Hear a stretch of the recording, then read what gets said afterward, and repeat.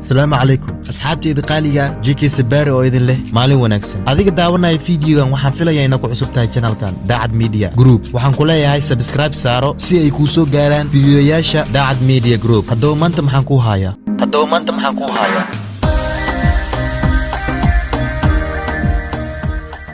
Superstar hiritig roshin iyo filimkii kalaasikaha ahaa Kohimil Gaya waxa mar walba lagu xasuusan doonaa doorkii uu ku lahaa jaaduu iyo aragtidii ay leeyimaadeen hiritig roshin aabis Rakesh Roshin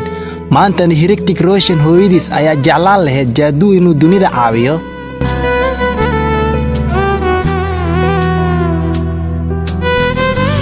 hiritig roshin hooyadiis oo lagu magacaabo Pinky Roshin ayaa dadka madadaaliso sidoo kalena tiray jaaduu nagu qaaliga ah dhamaanteena waan ku tabnay waana ku baahanaa fadlan dib noogu soo laabo oo dunida dhibka adag ay ku jirta ka saar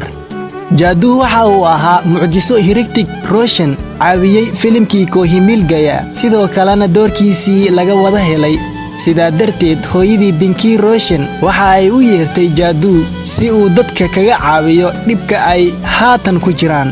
maadaama dunidan dhibaato xoogan ku hayo cudurka halista ah coronavirus oo weli Hindiya lagu guuleysan ayadoo bandu adag lagu jiro hiritig roshin markii uu arkay qoraalkii ay baraha bulshada hooyadiis Pinky Roshin soo dhigtay uguna wacanaysay jaaduu qosolka ayuu isku celin waayay wuxuuna ku soo jawaabay qosol wuuna awoodi waayay qoraal kale inuu u soo jawaabo maadaama uu qosol la fuuray